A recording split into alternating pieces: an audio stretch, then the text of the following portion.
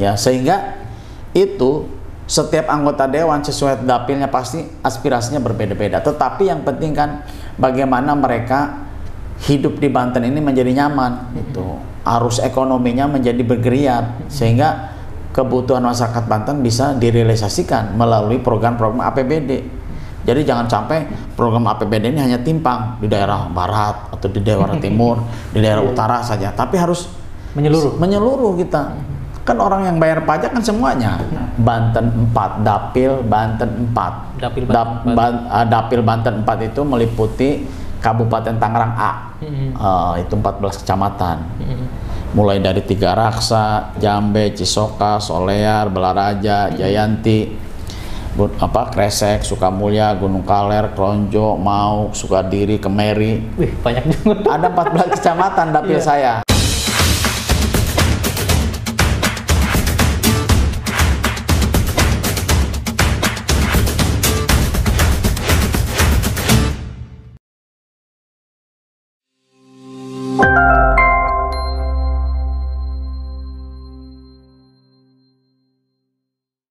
Assalamualaikum warahmatullahi wabarakatuh, Sobat Kabar Banten. Bertemu lagi bersama saya Irfan Muntaha dalam program Mode Ngobrol Bareng Anggota Dewan. Kali ini saya mengajak Sobat untuk berbincang langsung dengan Ketua Fraksi Partai Gerindra DPRD Provinsi Banten, Pak Agus Supriyatna. Assalamualaikum warahmatullahi wabarakatuh. Waalaikumsalam, Bung Irfan. Gimana kabarnya, sehat ya Bang? Alhamdulillah, baik. Sebagai wakil rakyat, karena sehat itu penting ya Bang ya? Iya, penting itu. Apalagi, karena kita perlu badan yang sehat, kalau ketemu konstituen, ketemu wartawan, kalau harus sehat. Apalagi sekarang menuju pemilu 2019. Itu yang paling penting. Seragamnya bagus Bang. Ini kita habis paripurna sebagai wujud kita simpatis kepada Palestina. Saudara-saudara di Palestina. Ya. Kompak ya. Ya. Hari ini paripurna pembukaan reses. Bukan. Iya, pembukaan reses dalam rangka penutupan sidang. Dan kompak menyuarakan aspirasi untuk pemilihan terhadap Palestina ya? Ya, kita kan sebagai warga negara yang baik ya, kita kan prinsipnya kalau ada satu negara yang sedang dijajah, kita memberikan ya minimal kita simpati publik kepada mereka agar kita penjajahan ini kan semangat dengan tidak boleh ada di muka bumi ini ya, dengan Undang-Undang Dasar 45 kan gitu. Makanya kalau ada yang dijajah ya kita harus memberikan sugesti dan juga memberikan bantuan support kepada rakyat Palestina ini sekarang. Makanya kita paripurna pakai salnya Palestina, kompak kita. Kemerdekaan ialah segala bangsa. Iya, gitu. Jadi harus dihapuskan itu penjajah di atas bumi ini. Nggak boleh ada yang sombong, ada yang angkuh, ada yang menindas itu. Semuanya sama. Rakyat Palestina perlu hidup. Dengan cara begitu Israel kan sewenang-wenang dia.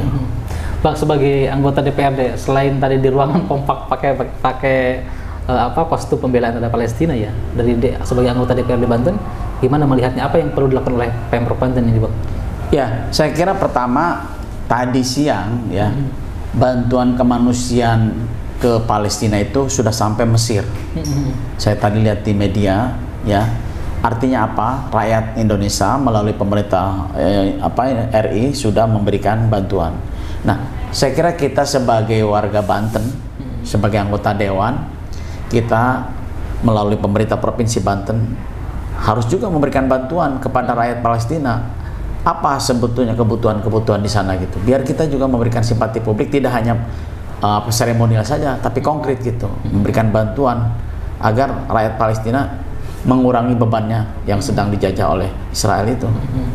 Artinya Dewan selaku anggota Dewan mendukung Pemprov Banten untuk menyalurkan bantuan langsung. Iya, saya kira harus turun pemerintah Provinsi Banten memberikan bantuan kepada rakyat Palestina. Itu apa yang sekarang dibutuhkan oleh rakyat Palestina. Saya kira pemerintah provinsi juga harus memberikan bantuan. Itu. Sebagai anggota Dewan nih Bang, kan representasi dari suara masyarakat ya, orang banyak di Dapil Tangerang begitu. Apakah juga aspirasi yang sedang disampaikan Abang ini juga ditemukan aspirasi dari masyarakat gitu Bang? Ya, saya kira kemarin kan kita di Monas melihat bagaimana masyarakat Banten juga turun ke sana ya, lalu masyarakat Jabotabek ya. Saya kira itu bagian daripada kita perjuangan rakyat ya, sebagai masyarakat ya, sesuai dengan amanat Undang-Undang Dasar 45 bahwa penjajahan di atas dunia ini harus dihapuskan. Tidak boleh ada yang dijajah dan berikan kemerdekaan untuk rakyat Palestina. Saya kira masyarakat Banten itu sangat egaliter dan juga sangat memperhatikan itu ya, dan juga sangat mensupport kepada perjuangan rakyat Palestina itu. Kalau dilihat dari sisi kebutuhan, mungkin dari berbagai media yang kita ketahui kan butuh obat-obatan segala macam. Apakah ini perlu juga Bang oleh Pemprov Banten dirumuskan begitu, jenis apa yang akan diberikan? Ya saya kira pertama kita kan melihat di media saja ya. Artinya melihat di media itu bahwa sekarang kan bangunan rumah ya, mereka kan termasuk rumah sakit, fasilitas pendidikan semua kan dibombardir oleh Israel. Nah, saya kira pemerintah Provinsi Banten juga harus tahu ya, jangan sampai nanti memberikan bantuan tidak sesuai dengan kebutuhan di sana. Itu juga harus perlu diperhatikan juga gitu. Atau jangan-jangan bantuannya tidak sampai, itu perlu dikawal juga. Itu lebih kacau lagi. Jangan sampai mereka lagi berkabung malah kita nggak nyampe. Nah, saya kira pemerintah Provinsi Banten harus memberikan simpati publik lah kepada rakyat Palestina ya. Kalau di fraksi Gerindra gimana Bang? Apakah juga sama teman-teman anggota fraksi Gerindra juga menyuarakan soal pembelaan terhadap Palestina? Ya kan fraksi Gerindra ini kita kan pasti ikut dengan pimpinan di pusat, dan mereka juga sangat kencang, apalagi pimpinan kita di sana meneriakan untuk kemerdekaan rakyat Palestina itu sangat kencang sekali gitu, sehingga saya kira kita di daerah juga penting untuk mensupport perjuangan rakyat Palestina itu untuk merdeka gitu. Jadi fraksi Gerindra akan terus mendorong hal ini bisa terwujud ya Bang ya? Iya, saya kira itu kita wakil rakyat kan parlemen ya, yang ngomong kan kita. Ya saya kira harus kita suarakan untuk kemerdekaan rakyat Palestina gitu. Baik Bang, bicara soal aspirasi nih Bang. Ya. Masih aspirasi kan sebagai ketua fraksi Gerindra ya.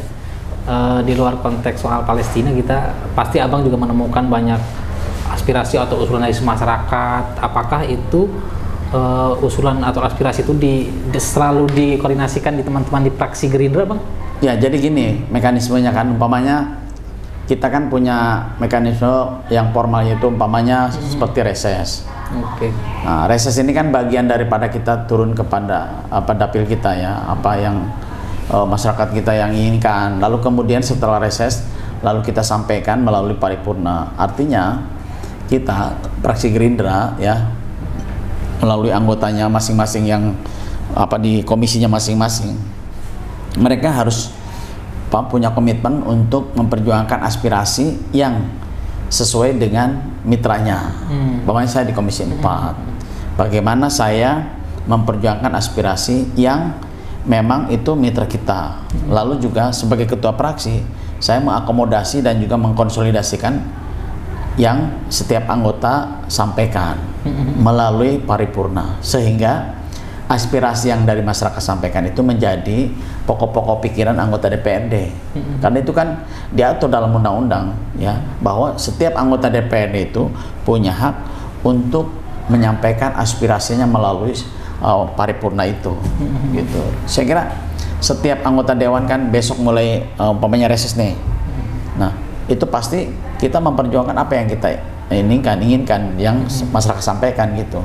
Jadi dipastikan kalau di fraksi Gerindra lengkap ya, di masing-masing mitra kerjanya ada di situ. Iya, ada. Kita kan kita taruhkan di setiap, kita karena 16 anggota ya semuanya di 5 komisi itu, mulai komisi 1 sampai komisi 5 ya ada anggota Gerindra.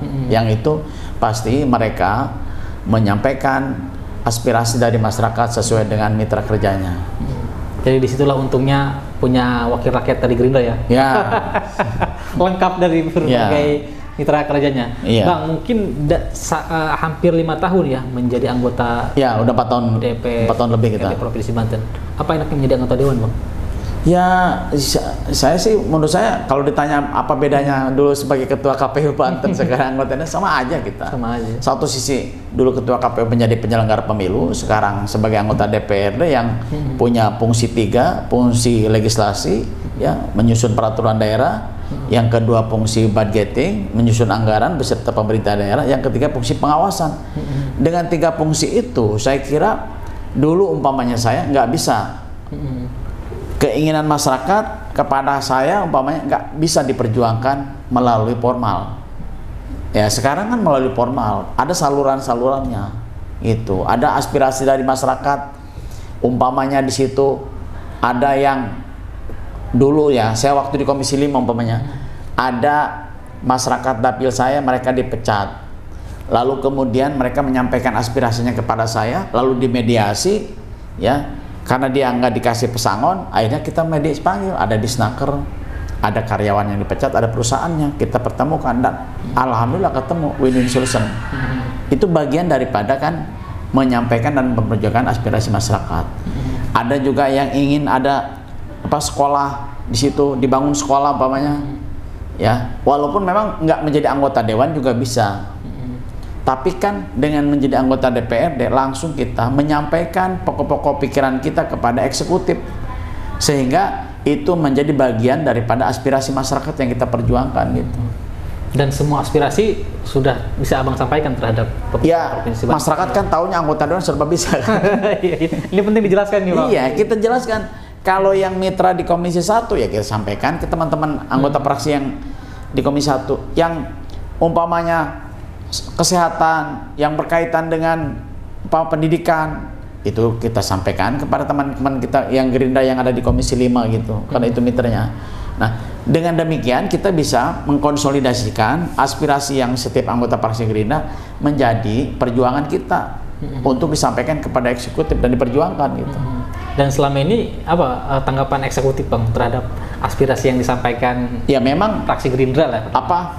Banyak yang sudah direalisasi, ada juga yang belum gitu. Umpamanya ya, sekarang kan umpamanya nih kasus umpamanya sistem zonasi. Ya, masyarakat kan ada yang ingin tetap zonasi itu dipertahankan, ada yang pengen dihilangkan sistem masuk sekolah melalui zonasi PPDB itu.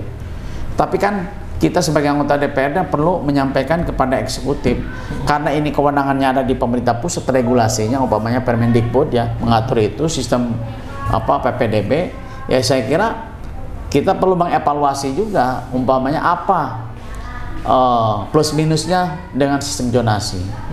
Nah itu bagian daripada aspirasi dari masyarakat juga gitu. Artinya setiap aspirasi yang disampaikan masyarakat tidak otomatis bisa langsung dieksekusi ya oleh perlu juga kita, tapi prinsipnya kita sampaikan ya.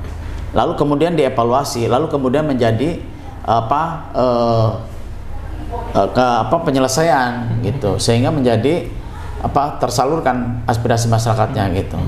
Bang, kalau bicara PPDB capek gitu Bang. Iya, tiap tahun. Tiap tahun masih tiap begitu tahun itu balik lagi. itu lagi. Bang, bicara soal aspirasi ini, kemungkinan tadi kata Abang juga ada aspirasi yang memang belum terrealisasi. Yeah. Nah, sebagai anggota dewan yang memang langsung bersentuhan dengan masyarakat, apa perasaan Abang nih ketika ada aspirasi masyarakat tapi tidak kunjung direalisasi begitu kalau? Pertama begini ya, menjadi anggota DPRD ketika aspirasi kita direalisasi, itu kita seperti pahlawan. Artinya kita bisa berhasil memperjuangkan aspirasi masyarakat. Umpamanya ada jalan yang rusak, kita sampaikan bisa direalisasikan, kita masyarakat itu senang bener. Tapi ketika umpamanya ada aspirasinya belum direalisasi, ya itu kita juga gimana ini, tapi kita sampaikan bahwa kita bukan seperti makan cabai, iya, lalu dimakan langsung pedas. Dia menyampaikan aspirasi ada prosesnya, ada tahapannya. Ya saya kira kalau masyarakat dijelaskan itu juga mereka paham. Tetapi di tahun berikutnya ya kita perjuangkan lagi gitu. Apalagi di musim tahun ini Bang ya. Tahun politik, musim pemilu. Iya Bang, selama hampir tadi 5 tahun menjadi anggota DPRD Banten, sekarang duduk di Komisi 4 ya. Menurut Abang, apa yang sudah Abang lakukan di Komisi 4 nih untuk mendorong dari sisi infrastruktur ya? Ya, umpamanya kita jalan provinsi ini kan sudah mulai rampung ya. Aspirasi dari masyarakat saya kira kita sudah bagus lah jalan provinsi sekarang, kualitasnya ya sekarang itu. Tapi memang ada juga yang tadinya jalan provinsi menjadi jalan kabupaten menjadi jalan ke provinsi, itu juga PR kita. Lalu kedua juga jalan lingkungan, ya umpamanya ya kita kan punya perda kawasan kumuh.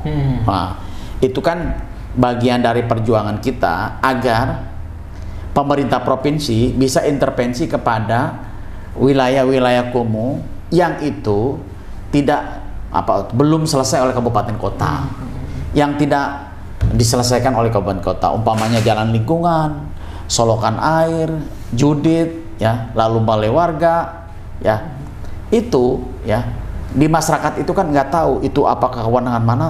Yang pasti ketika disampaikan kepada DPRD kan harus direalisasi. Nah, dan mereka juga kan sama bayar pajak gitu. Saya kira itu juga masih banyak PR kita, umpamanya saya di Komisi 4, ya, fasilitas-fasilitas jalan lingkungan, solokan air dan juga irigasi. Memang itu kewenangan yang bisa dibolehkan menurut undang-undang tentang perkiman, ya. Di undang-undang tentang perkiman kan mengatur mana yang boleh oleh provinsi, mana yang kabupaten. Nah, saya kira saya menjadi anggota DPRD provinsi wajib memperjuangkan itu kawasan kumuh untuk agar wilayah itu bisa dilalui dengan baik untuk arus ekonomi. Apakah ini wilayah kumuh, ya, bicara soal wilayah kumuh di Provinsi Banten, kalau menurut Abang sebagai anggota Komisi 4, ya, bagaimana progres yang dilakukan oleh pemerintah Provinsi Banten? Ya, saya kira sekarang udah bagus, ya. Ini umpamanya dari aspirasi dari masyarakat itu sudah banyak yang direalisasikan, walaupun belum 100%, masih banyak. Karena kita kan wilayah Banten kan luas, ya. Saya kira dengan 8 kabupaten kota, yang ratusan kecamatan, lalu kemudian 1.500 lebih desa kelurahan, itu kan menjadi PR bagi kita gitu di Provinsi Banten untuk meningkatkan kualitas infrastruktur, baik itu jalan provinsi maupun jalan lingkungan di masyarakat. Apakah penting juga, Bang, peran masyarakat nih untuk menuntaskan daerah kumuh itu? Saya pernah penting, ya, penting itu umpamanya perlu ada rembuk warga, ya, mana yang prioritas, lalu kemudian partisipasi masyarakat, agar pembangunan ini on the track gitu, ya. Pembangunan ini menjadi skala prioritas, mana yang perlu didahulukan, mana yang nanti gitu, mana yang nanti dulu, sehingga bertahap pembangunan ini, sehingga dengan partisipasi masyarakat akhirnya proses perencanaan, pengawasan dan juga implementasi bisa berjalan bersinergi gitu.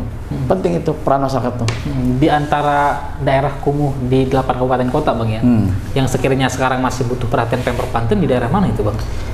Menurut saya, ya, semua kabupaten kota perlu. Ya.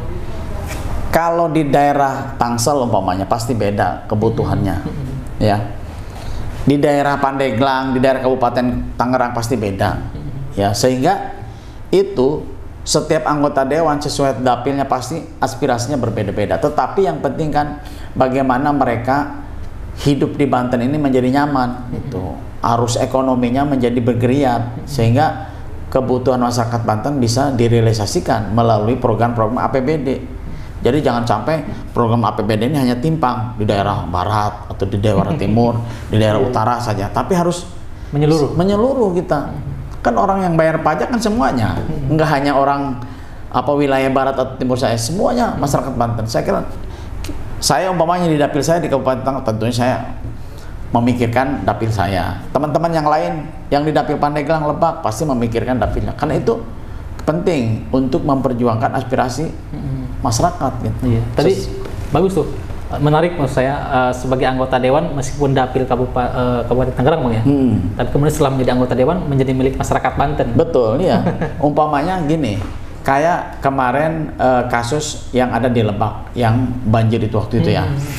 Ya, saya walaupun orang Tangerang tetap, ya, memperjuangkan bantuan pemerintah Provinsi Banten untuk di Lebak, ya. Umpamanya juga jalan kemarin, jalan jalan provinsi yang di Lebak Pandeglang kan itu belum itu, tapi dengan saya rapat dengan mitranya, kita ingin juga walaupun bukan dapil saya kencang juga agar direalisasikan yang jalan provinsi yang di Pandeglang sama Lebak itu. Termasuk gitu. Yang daerah Serang, Bang, juga masih banyak titik yang kemarin kan itu yang Ciruas Pontang itu kan, itu jalan provinsi itu kan, itu kan udah direalisasikan, itu kan sama mitra Komisi 4 juga gitu. Ini sisa waktu di tahun APBD 2023 tinggal 2 bulan lagi, Bang, ya? Ya, 2 bulan lagi, November, Desember sisanya ya. ya.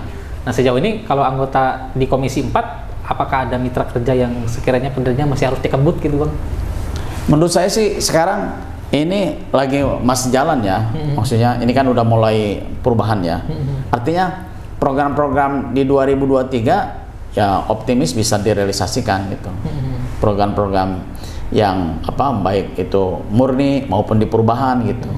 Bisa diselesaikan di tahun 2023 ini. Termasuk infrastruktur jalan provinsi yang kabarnya masih ada yang iya kan, ini masih bulan ini, bulan November ini saya kira tinggal di ini aja. Memang kalau infrastruktur kan pertama harus ada pembebasan dulu, lalu kemudian realisasi pembangunannya itu kan tidak gampang gitu ya. Artinya memang perlu kerjasama dengan masyarakat juga gitu. Dan bicara infrastruktur nih Bang, ya, apakah juga itu menjadi poin penting bagi masyarakat ya? Karena mengingat dampaknya juga terhadap perekonomian masyarakat begitu ya. Kayak misalkan Pakupatan Palima Cinangka itu kan daerah wisata. Nah, selama ini kalau menurut saya ya sangat penting. Sangat penting. Iya. Jadi pariwisata tanpa ditopang oleh infrastruktur yang bagus, gimana orang mau datang ke Anyer umpamanya? Orang mau datang ke daerah wisata kita kalau tanpa ditopang oleh infrastruktur yang bagus. Nah, menurut saya sekarang kita lihatlah jalan-jalan provinsi ini udah bagus-bagus gitu. Tinggal kita mana yang belum selesai kita selesaikan. Iya. Oke, Bang. Siap, Sobat Kabar Banten, itu perbincangan saya dengan anggota DPRD Provinsi Banten, Bang Agus Priyatna.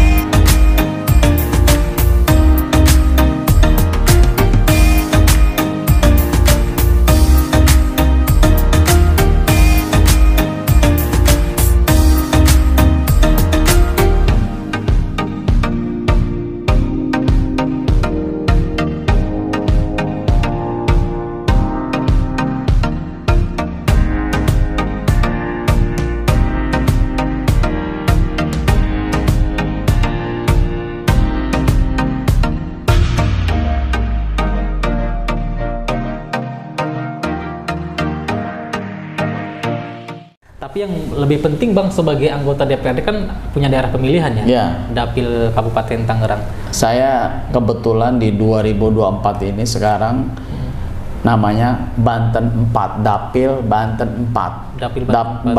Dapil Banten 4 itu meliputi Kabupaten Tangerang A. Itu 14 kecamatan.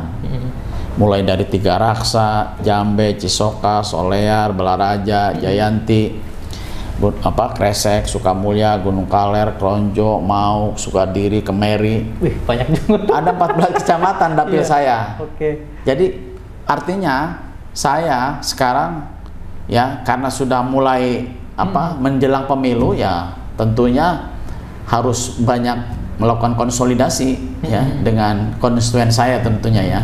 Itu dalam konteks konsolidasi itu memperjuangkan aspirasi yang pernah disampaikan.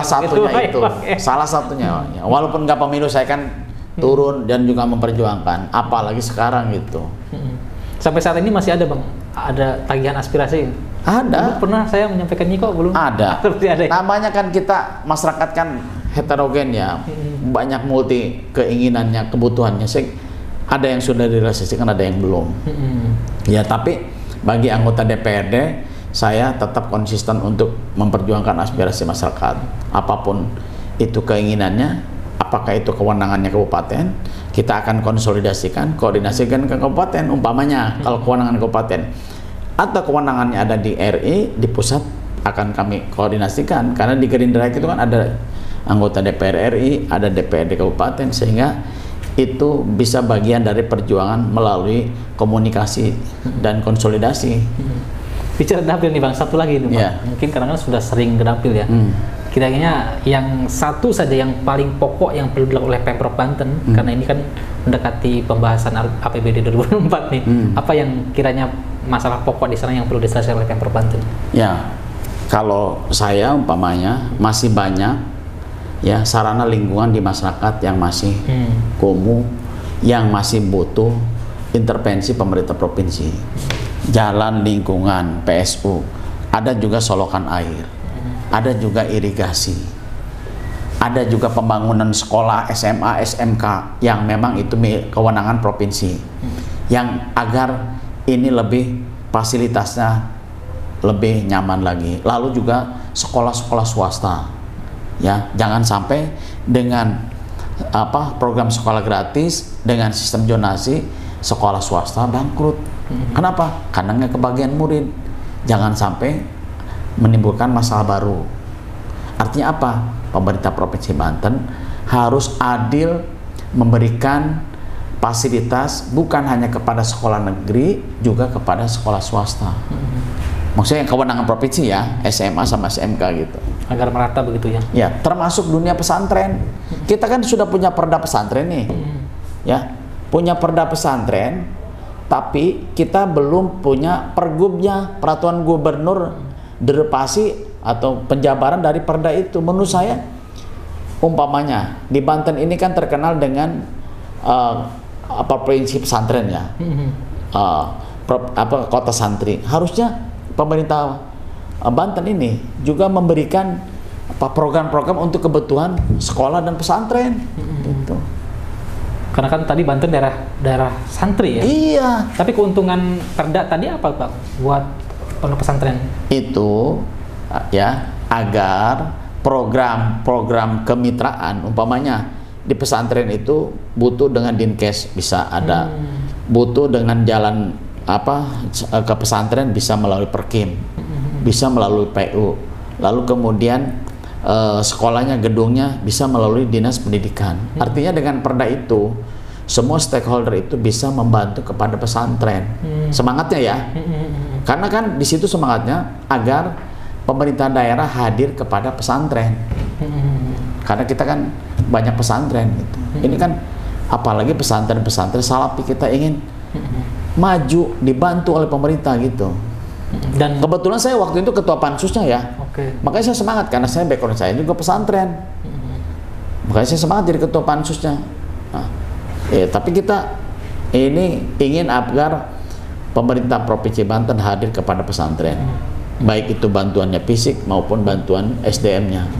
Bang, karena ini sudah ada perdanya, perdanya sudah ada. Mungkin juga para tokoh di Dapil Abang juga banyak menanyakan, kok ini ada perdanya tapi implementasinya belum ada. Nah, makanya saya kira ini PJ Gubernur ya harus tuntas, jangan setengah hati. Ya, jangan sampai nanti ada perda tapi tidak direalisasikan bukti konkretnya. Karena masyarakat tahunya kan ada perdanya, ada undang-undang tentang pesantren, programnya ya harus direalisasikan dong. Gitu. Sejak tahun berapa Bang perda itu? 2020. 2020 berarti sudah menginjak 3 tahun ke sini. Iya. Tapi pergubnya belum ada. Belum ada. Apa pentingnya pergub itu Bang? Untuk menjelaskan implementasi daripada perda itu. Umpamanya ya, apa sih sesungguhnya kebutuhan di pesantren Salafi itu, di pesantren modern itu, agar mereka juga bisa menikmati bantuan dari pemerintah gitu. Ini kan jangan orientasinya fisik aja gitu, tapi juga umpamanya kurikulum pesantrennya gitu, sehingga dunia pesantren ini makin maju gitu di Provinsi Banten ya. Iya. Kalau dilihat dari perjuangannya kayaknya masih harus 1 periode lagi nih Bang. Masih perjuangan kita, masih berjuang perjuangannya terus. Masih panjang. Iya, masih perjuangan terus kita. Oke Bang, selamat berjuang kalau gitu. Sobat Kabar Banten, itulah perbincangan saya dengan Bang Agus Supriyatna dari mulai Palestina hingga sampai kondisi di Dapil tadi. Tapi yang paling penting adalah tadi soal perda pondok pesantren Bang ya. Itu sangat sepertinya penting banget Bang ya. Karena sangat penting. Provinsi Banten sangat penting karena Banten itu identik dengan dunia pesantren. Oke Bang, terima kasih Bang Agus Supriyatna, Sobat Kabar Banten. Saksikan terus program podcast Kabar Banten. Assalamualaikum warahmatullahi wabarakatuh. Waalaikumsalam warahmatullahi wabarakatuh. Terima kasih Bang. Ya.